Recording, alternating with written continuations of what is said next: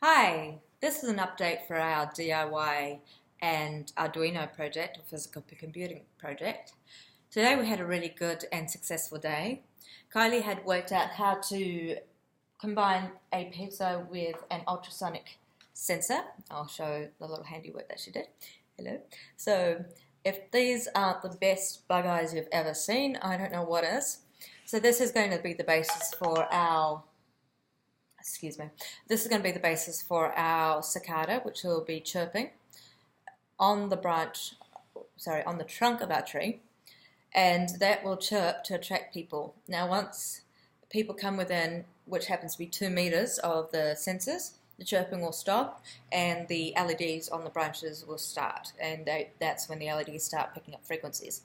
So Kylie worked on this and got it to a frequency where the chirping sounded rhythmic and mimicked that of a proper cicada. And she used this piezo here. Now, originally, if you remember in the first video, we said that the piezo, this very piezo, wasn't loud enough, and we didn't believe that it would attract people in a crowded room. So I had purchased, if you would just bear with me, I should probably have the stuff prepared before I do the video, but I don't. Right, let's just forget that for a moment. I think it's in the box, and I'm actually sitting my computer on top of that box. Anyway, I've got a piezo buzzer that was about this big. And I had worked out how to use it. It had 3 pins. One was negative, one was positive, and one was for the data. And yeah, it was pretty loud. And but it was too loud. It would literally drown out every other project that was in the room. That's not quite... It's not okay anyway, let's just put it that way. But what Kylie worked out was that if we don't put a resistor with this tiny piezo, then this becomes a lot louder.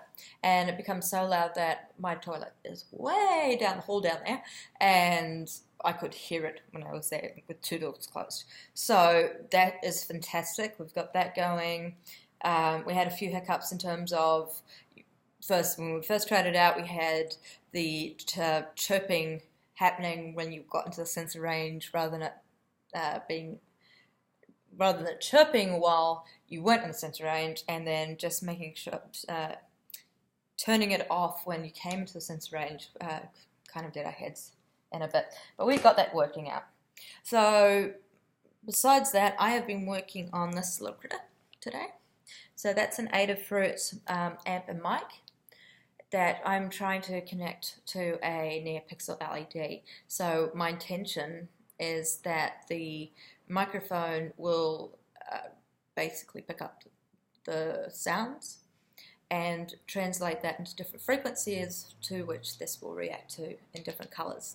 I haven't got my head quite around it yet because I am looking currently at 2 different libraries. One is just a simple library that came with the near-pixel library that you had to upload for the NeoPixel to work, and I'm trying to combine that with a example that I found using this amp and mic where they use a matrix LED, like a display LED thing, or like on a stereo, when it picks up sound, it goes red, orange, green. But the thing is, I think I need to write the code from scratch because the way that that matrix LED board works is completely different to the way that this works.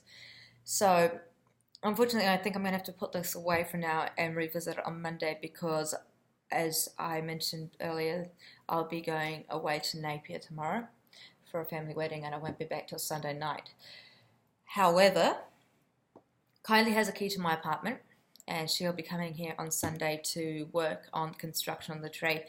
My goal is tonight is to get the trunk, which is that pipe, the PVC pipe, get that trunk onto its base and make it standing and connect the trunk to the branches so that when Kylie comes in, there's going to be a freestanding tree, because then she can work on basically putting the LED strings, connecting them to the branches with some zip ties, and retouch up the paint that has come off on some of the wires. The reason why I'm not working on that now and I have to wait till this afternoon is because my partner has the key to the tool shed, which which contains the tools that I need, and he's currently on his way back from Wellington.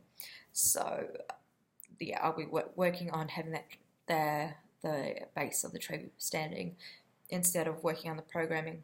And also tomorrow morning before I fly to Napier, I have my integrated practices to execute with my team members here in my place, and I have a lot to clean up in terms of making this place look neat for the video that we'll be doing for that, because currently this is what it looks like.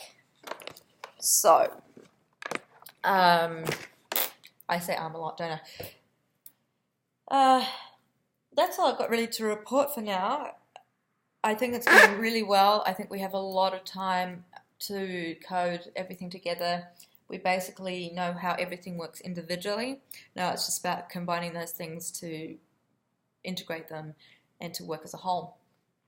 The whole motor and the shaking of the tree, I do have a motor here that we were going to do, is that once the sensor picked up someone within its range, it was going to shake the tree and then the LEDs turn on. I think that that's not necessary. It would be nice, but we're going to just work on chirping LEDs on, and then if we have enough time we will this in somehow. So going well.